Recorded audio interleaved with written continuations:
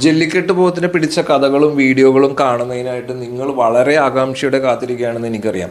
അപ്പോൾ ഇതൊരു നിസ്സാര കഥയല്ല കേട്ടോ, ഒരു വലിയൊരു കഥയാണ്. കഥയുണ്ട്, കഥക്കുള്ളിൽ കഥയുണ്ട്, സസ്പെൻസ് ഉണ്ട്, സാഹസികതയുണ്ട്, ആകാംക്ഷയുണ്ട്, നിരാശയുണ്ട്, അവസാനത്തെ വിജയങ്ങളുണ്ട്, പുലിയുടെ ഇറക്കങ്ങളുണ്ട്.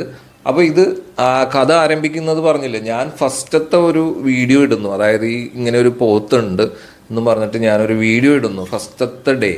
അന്നേ ദിവസം എനിക്ക് മൊത്തം വന്ന കോളുകൾ എന്ന് പറയുന്നത് ഏകദേശം 300 അടുത്ത് കോളുകൾ ഇതുവരെ എനിക്ക് കിട്ടിക്കഴിഞ്ഞു. കോളുകൾ വന്നത്, അപ്പോൾ കുറച്ച് കോളുകൾ എനിക്ക് ആദ്യം എടുക്കാൻ പറ്റി, പിന്നീടുള്ള കോളുകൾ പിന്നെ തുടരെയായപ്പോൾ എനിക്ക് എടുക്കാൻ പറ്റിയില്ല.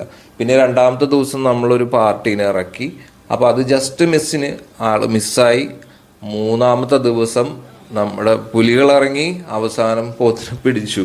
അപ്പോൾ അതാണ് ഫസ്റ്റ് തൊട്ട് എൻഡിങ് വരെയുള്ള വളരെ ത്രില്ലിങ്ങും വളരെ നമ്മുടെ സാഹസികതയും നമ്മുടെ തെരച്ചിലും കാട്ടിലും. അതായത് ഇത് വരുന്നതെന്ന് പറഞ്ഞാൽ ഈ ഒരു ഏരിയ എന്ന് പറഞ്ഞാൽ ഏകദേശം ഒരു 20 ഏക്കറിൽ താഴെ വരുന്ന വലിയ പാടങ്ങളും